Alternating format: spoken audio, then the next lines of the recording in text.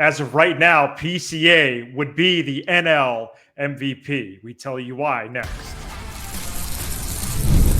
Go Cubs. You are Locked On Cubs, your daily Chicago Cubs podcast, part of the Locked On Podcast Network, your team every day. You are Locked On Cubs, part of the Locked On Podcast Network, your team every day, alongside Sam Olber. I'm Matt Cozy. Sam and I are lifelong fans, taking our passion into discussion with you on all things Cubs. Today's episode is presented by our great partners at GameTime. Download the GameTime app, create an account, use code LOCKEDONMLB for $20 off your first purchase. On today's episode, we preview Cubs-Yankees, recap the Cubs win over the Twins, and we start with Pete Crow-Armstrong's clear case for the NL MVP going into the All-Star break. But before we do that, we wanted to share with you that The Athletic, perhaps our most cited publication on this show, with Sahadev and Patrick covering the Cubs for them. The Athletic is doing John Greenberg authoring a Chicago sports media survey, mainly focused on radio and podcasting. And in the category favorite non-Bears podcast, we were not included among the options, which is a convo for a different day or perhaps a different platform. But for now, I'll say this. The industry typically hasn't really acknowledged us as much, but you have. You decided to press play on this episode. You decided to press play on hundreds of our episodes, depending on when you first joined us. We appreciate that. We don't take it for granted at all. And what a story it would be if we won this category with write-in votes. And so in the description of this episode is a link to the survey. You could click on that link, scroll down to favorite non-Bears podcast, because there's many radio questions. You can answer those if you want, but you don't have to. Scroll down to favorite non-Bears podcast, select other, and then type in Locked On Cubs. Voting ends Sunday night, so please get your vote in right now. We greatly appreciate it. Yeah, I typically don't pay attention to this stuff as much as you do. I'm not as in tune with it. So my typical answer is to just whatever you say, echo it. But I'm obsessed with it. But this one disappointed me. This felt, we should have been on the list. So, it is what it is. And, who else should be on a list? Pete Crow-Armstrong? Yeah, he should be on a short list of one right now if we're ending the MVP conversation today. Well, I love that. I think he should win it over Shohei Ohtani, Sam. We'll get to that. I'm really excited to hear your case. As going into the final weekend before the break, Pete is slashing 271, 309, 540, OPS of 869, 25 home runs, 70 runs batted in, 21 doubles, 4 triples, 27 stolen bases. Do you want the historical precedent now or later? Now. Pete is the first player in MLB history to have 25 plus homers, 25 plus steals, and 70 plus runs batted in before the break. Wow. Can you repeat He is that also one more just time? the third human in Cubs history to go 25-25, joining Ryan Sandberg and Samuel Sosa. Can you repeat? He currently leads the NL in WAR. He currently leads the NL in defensive runs saved. And Sam, he is the clear choice, 93 games in, for most valuable player. And you could get him right now on FanDuel at plus 850. Come on, to man. win MVP. Shohei is minus 1,300. You could get Pete at plus 850. Matt, here's the thing that I don't understand. Here's the thing about this is he hit 2 home runs today. The one that made it 3-0. We always talk about that on the show. It's just like the big hit, right? The one that makes you feel like the Cubs are going to win today. That was his 2-run homer when he hit it. Yep. And I actually had it spoiled for me. I was watching on my phone, and I guess I'm that far behind where somebody goes, Pete, boom.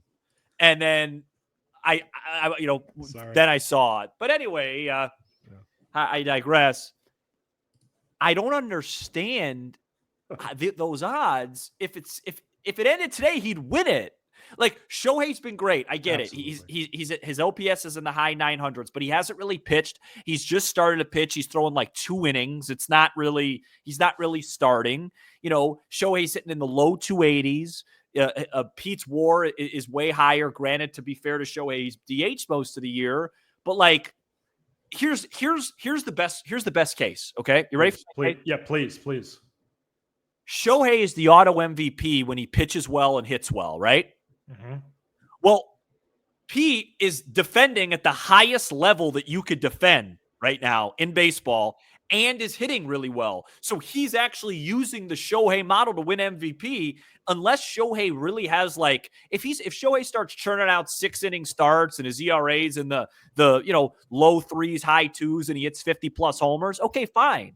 But he's not doing that right now. So I understand why Shohei's the favorite. I get it. Because if he pitches the way that he's capable of pitching and he just keeps doing what he's doing offensively, he'll probably garner and get most of the votes. But my point is that right now, and it's not like it's a small sample size, we are more than halfway through the baseball season. Almost 60%. Right now, what is it? Is today the 9th? Right now. The 10th. Today's the 10th. Oh, boy. Right now, July 10th, 2025. As of right now, the MVP of the league is Pete Crow-Armstrong. Go Cubs. Absolutely. And I know Ohtani's a two-way player. I have television. But quite frankly, 59% of the way through the campaign here. Wow, we're that far? Yeah, 59%. Well, through Sunday's game. Oh, okay. Because I'm Sunday's game. Before you know it, we're going to be talking about rumors and stuff. Well, haven't we already? No, but I'm talking it'll be like Thanksgiving or something. And please don't. Have a mashed potato, and you'll text me and go, the Cubs might be in on some pitcher I haven't. No. Okay, let's not go there. They're going to be on Framber Valdez. All right, so he's on pace, Sam, for 44 home runs and 47 steals. Unbelievable. I think he wins the MVP for sure if he goes 40-40 and the Cubs are one of the top 2 seeds. Because the Dodgers will likely be a top 2 seed. Yeah, I wouldn't say for sure if that happens. I would say he needs to do that to win. But if he goes 40-40 and the Cubs are a top 2 and Shohei ends up with 57 homers and pitches, 45, 50 innings, he's probably going to get it, Is there any counting or I'm going to say counting stats, but obviously home runs and stolen bases are some of the main ones really of all sports to count for. Does like a 50 stolen bags really help him? Well, I think if you were to somehow get to 50-50, then you could put it to bed. It's way over. 50-50, it's done. It's done. Okay. But I don't think he's going to get to that. That would be if he got to that. We're talking about maybe the greatest season in the history of this storied franchise. I just absolutely. I want to look up one thing. Well, that's a great all-star break question. If PCA 50-50 better than Sam Sosa 66 homers? If he goes 50-50, yeah. Okay. I mean, 50-50. I mean, I know Shohei Sam, did it. This is quite a season. How many steals does Shohei have this year? That's just what I want to look at real quick. 20-ish. Oh, so not that much. Okay.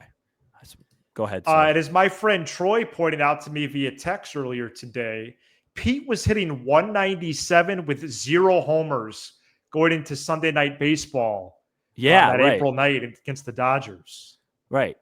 That was through 17 games. Shohei only has 12 stolen bases. Oh, wow. Can you believe, I'm sorry, I digress. He had 59 steals last year and 54 homers?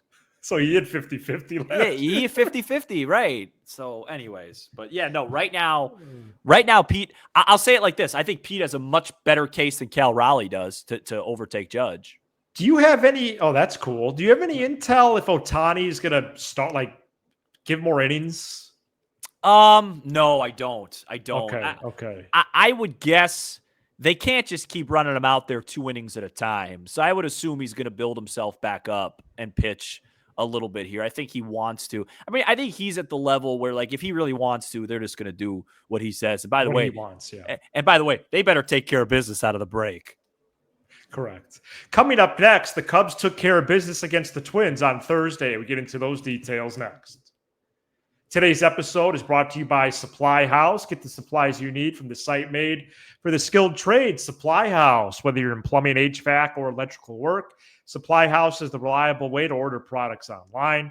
Their easy-to-use website is packed with helpful resources and the latest product info to help you get the job done right. Plus, with a complete inventory of over 200,000 parts from 400 top brands, you'll find exactly what you need delivered fast from coast to coast. Need help with an order? Supply House offers expert support and industry-leading service, so you always talk to a real person. And for trade pros looking for an extra edge, their free Trade Master program offers exclusive perks like a dedicated phone line, free shipping, and discounts on every order. Thousands of skilled pros already taking advantage. Now it's your turn. Join the Trade Master program today at supplyhouse.com/TM. Start ordering plumbing, HVAC, and electrical supplies with just a few clicks of a button. Plus, use promo code SH5 for 5% off your first order. That's supplyhouse.com. Supplyhouse.com/TM and use promo code SH5 for 5% off your first order. Cubs crushed the Twins on Thursday to salvage the series. Northsiders are now 55-38, 2 games ahead of the Brewers for first place in the NL Central. PCA, Seiya, Swanson, Kelly, Horner, all with multi-hit games. Colin Ray, 7 innings, 3 hits, 1 run, 2 walks, 5 strikeouts. Keller and Palencia closed the game out of the bullpen. Sam, it was nice that the Cubs took care of business. This was a really important baseball game because for a lot of reasons. You know, you lose 2 in Minnesota, you get swept going into New York. You know, we talked about, I mean, all the reasons we talked about on yesterday's show. Now you're in a position where psychologically there's a really good opportunity that you're going to finish the first half in first place. You know, you're 2 games up ahead of the final weekend. You know, you have to face some Yankee pitchers we're going to talk about here in a little while. And you needed to get one. Really, you wanted to get 2, and that's why I was so disappointed on Wednesday night, because it's just now you're in a position where to salvage this road trip, you got to go beat a pretty tough team and some pretty tough pitchers. But you can't help what you can't help, right? They already lost the first 2. They needed to take care of business. It was a really nice game. Obviously, Pete was the story. I thought we talked about it, but Colin Ray was excellent. They really needed a stabilizing outing. I thought one of the biggest plays in this game, I know the Pete 2-run homer is up there, but I believe it was the bottom of the second, Matthew. Cubs led 1-0, Nico Horner at a base hit, and you wanted to finish an inning with a lead, and the Twins had 2 on, nobody out, and it was a really hard hit ball by Correa, phenomenal play by Swanson on a tough hop, turned the double play, and that really felt like it changed his outing and he settled in. Because I really do believe with guys like Ray, pretty decent major league pitchers, like there's going to be a spot of bother at some point. And most of the time the outing comes down to, do you limit that spot of bother or does it get away from you? And that, he gave up a double, he gave up a walk. It was looking a little bit murky. And that double play I thought was really big. He settled in. 3.91 ERA now for him. Wow. He's just, he's had his ups and downs, but right. For what they paid, the job that he's done a very, very nice job for this team.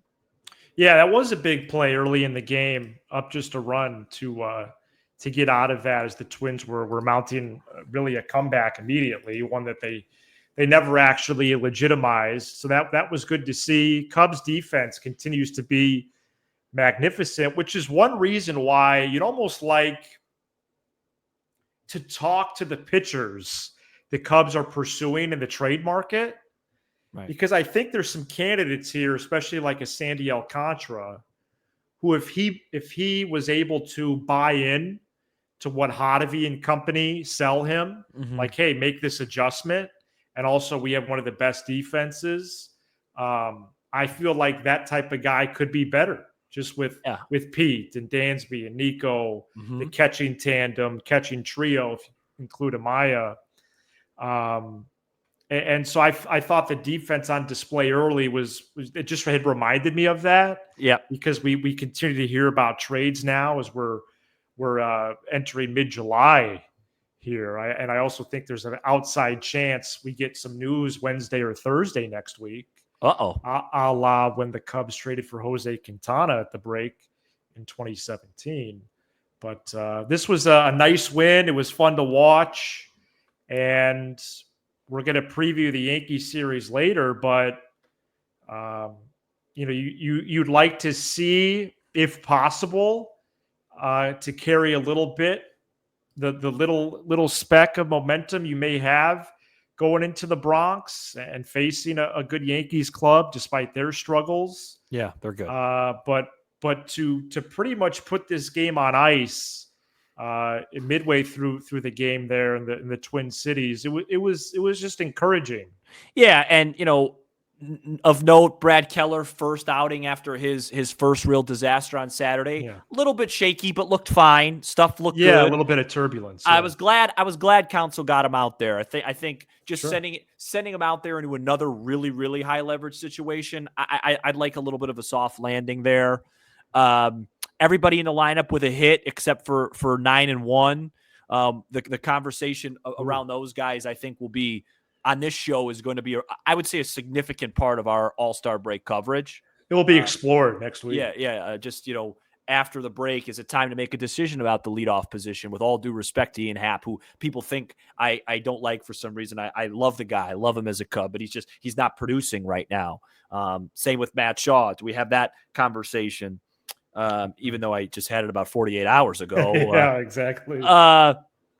But really quiet in a good way. Seiya I didn't realize he had 3 hits today. I don't know where those came from. That's pretty impressive when you can go under the radar and have 3 hits. Dansby had a base hit with runners in scoring position today, which was nice. Real quick on Dansby, his slash line this year, 256, 305, 430.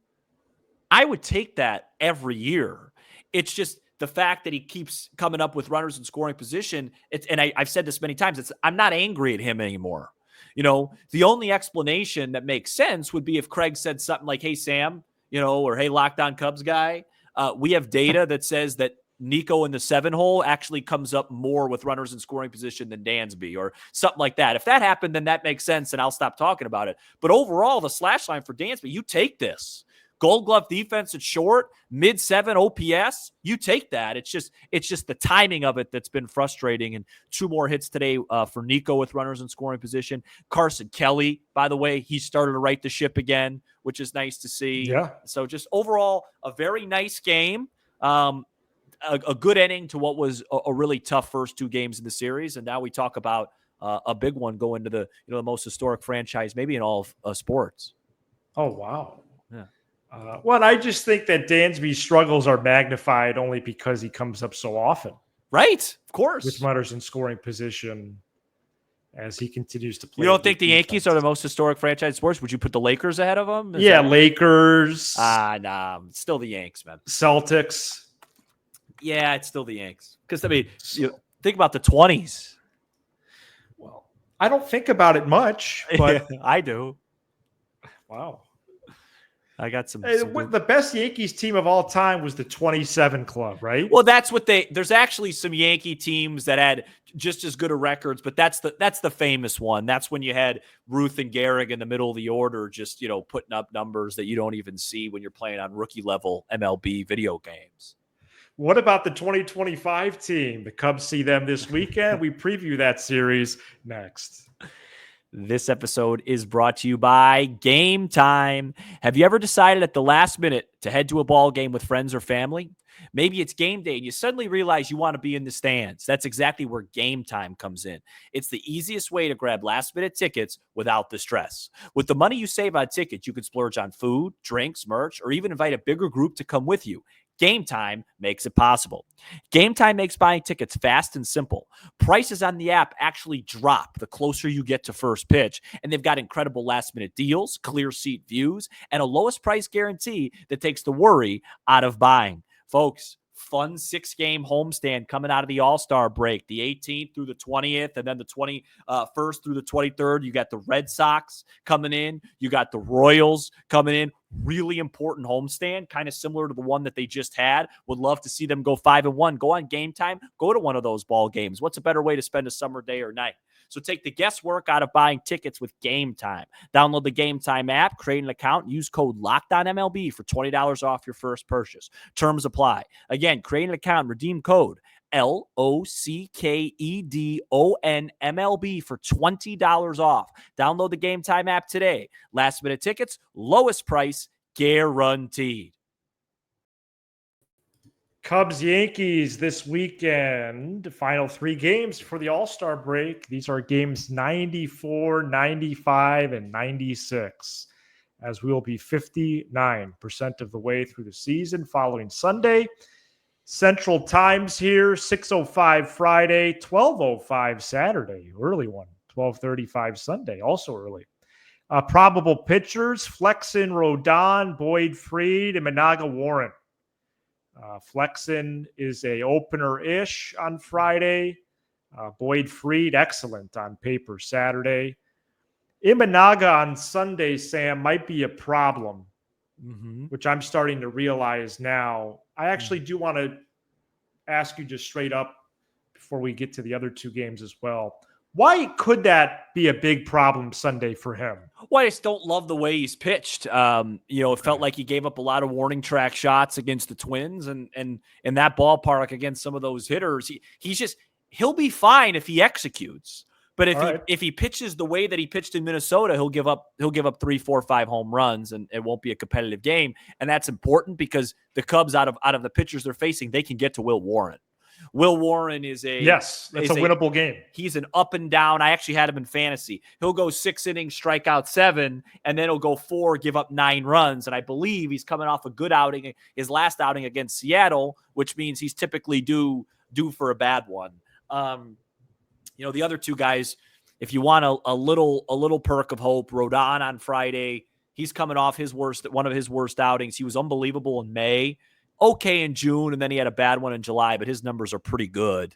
And then Freed is as good as you're going to maybe see the rest of the season outside of Skeens. Yeah, he's been excellent. Man. So maybe Boyd just matches him pitch for pitch, and that's how it goes. Look, I got to tell you, I feel like as a podcaster, I wouldn't be doing it justice if I didn't just zoom in on Aaron Judge's season for a bit. Yeah, it's crazy. I want to just put into context for the listeners and for you the year he's having by doing this. Great. 2 best hitters on the team this year for the Cubs have been OPS-wise, Michael Busch at 930 something, and Kyle Tucker's right around 900, okay? Yeah. May I read you Aaron Judge's month-by-month OPS this year? Yes, you may. Forget March. He played 3 games, and he had a bunch of homers, and he had a 2.46. I mean, they all start with a 1 or a 9 is my guess. In April, he had 415 with a 1.159. In May, he had 364 with a 1.251. Here's the best part about it. Are you ready? Yeah. In June, his average went from 398 all the way down to 354. His OPS that month was still 967. Higher than anybody. And we have some great hitters. It's no knock on our guys. That's just how ahead this dude is. And he started out July. He's hitting 429 with a 1.528 OPS. His OPS on the year is 1.206, about 300 points higher than anybody on our team. Just for context, that's the difference between like Ian Happ right now and Kyle Tucker. Or Matt Shaw and, Seiya. Mm-hmm. That's how much better he's been than our best dudes. I mean, he is an extraordinary offensive He's player. way better than Ohtani. Offensively, for sure. Offensively. This year. At least this campaign, sure. No, he is Bonzian right now with what he's doing. 34 home runs, 77 knocked in. I mean, he's going to hit, he hasn't done it in the postseason yet. That's the one thing, but that's the one knock on him. Yeah. I mean, he's had some moments, but yeah, this is good luck For the and by the way, I don't know what the answer is. If you put him on base, they got Bellinger behind him. Chisholm's been hot. Stanton's back. You can't just put him on. And if you make a mistake, he's gonna, hit it to some burrow that I've never even heard of. Nice. So you should have had one ready. You would have landed better. Yeah, no, right. I know it would have, and it did. It's just hit one to Queens. He is just, one of the best athletes right now going. Well, two of the names you didn't mention there have also, I guess, quietly have had great seasons. Solid. Goldschmidt. Paul Goldschmidt. You're right. And now with the 281, 337, 472 slash line, Cody Bellinger. Yeah, no, I can't believe. Well, he turned it around. He was hitting 200-ish for a while. It's a great place for him to hit. It really is. Similar to Paredes in Houston. Very 100%, almost great identical. Landing spot. Yeah, and good trades. I mean, for the Bellinger trade, we they really get much. Haven't talked about that one in a while. Yeah. No. So it should be a really, really fun. Cody Poteet up to? Fun series. Matt, I don't believe the Cubs have won a road series in about a month plus. The last time they won a road series was in DC. Wow. They lost to Detroit. They lost to Philly. They split with St. Louis. They lost to Minnesota here. So, wow, what a way to finish a what's been a really good first half would be to go. I'm not going to use the word shock. That's ridiculous. But go surprise the Yankees. My guess is game one, the Cubs will probably be like the Yankees will probably be like minus 190, 995, something like that. Well, winning the series this weekend would be a salvage of the week for sure. A pleasant surprise for me. Pleasant. Yankees, are minus 188 right now. Yeah. Over under runs 9. Yeah, I might want to take the over. Okay. I think so. That, Sunday's the most winnable, right? I think so. I think so. But as you always say, if you get Friday, it can get really exciting. Oh man, I'd be so jacked. I mean, I'm jacked up for Saturday as it is, just because of the matchup. Yeah. Why isn't that game on Fox? All-Stars. Why isn't that a night game? Well, I'd have to, ask my research department. Okay. Before two All-Stars and so before we close the show, right? Comment below how many Cubs make the all-time Cub Yankee team, right? Around the diamond. So in the outfield, it's probably none of them, unless you want to say. I think Judge has passed up Sosa as much as I want to say that. So you got Judge, Mantle, Judge, Mantle, DiMaggio, and Ruth DHing. Remember him, Babe Ruth. Judge, Mantle, DiMaggio, and you got Ruth DHing. All right. First base is going to go to Lou Gehrig.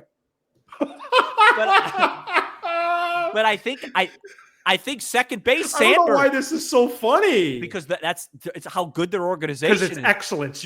You appreciate excellence. Yeah. Second base, I think Sandberg makes it. Oh, that's cool. And I think Ernie Banks gets in over Jeter. You know what? That's a great convo point. Who back-to-back MVPs for Banks. I get it. Jeter's, this, but Ernie Banks was a better overall player.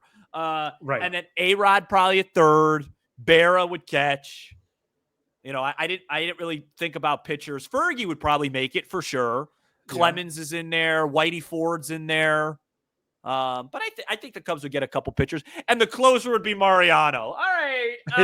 Okay, good exercise. That was quick for you. Wow. Well, I thought a little bit about it. I could be wrong. I hope I have everybody's position right. Well, I thought third base should probably go to Jonathan VR. All right. All right, Cubs, Yankees this weekend. We'll be back after that one and then cover all the All-Star break storylines. Gehrig, Mantle, DiMaggio, Berra, Locked On Cubs, part of the Locked On Podcast Network. Your team every day for your second listen. Who plays center, Mantle or DiMaggio? Locked On MLB game night, every game, every night. All good options all season long. Get local analysis on a national scale. Find MLB game night on the Locked On MLB channel on YouTube or wherever you listen to podcasts. And we're really sneaking this one in, but I have to ask you, who was let's just throw a year out, 1991 NBA Finals MVP results and MVP. 1991. 1991, the Chicago Bulls won their first NBA championship. Easy. Bulls Lakers. Bulls 1-5. Michael Jordan was the Finals MVP. Hey, if people are still with us too, you know what? I should save this for a time. That was too easy. I should save this for a time when people are still listening. We'll do some trivia next week. But you know what? I'll save it for next week. Is it trivia? No, it's a compliment to you, but nobody's list. We probably lost the audience when we went to the. Well, maybe do it at the top of a show. Yeah. Okay. So more people can hear it. He's Sam Olber. I'm Matt Cozy. This is Locked On Cubs.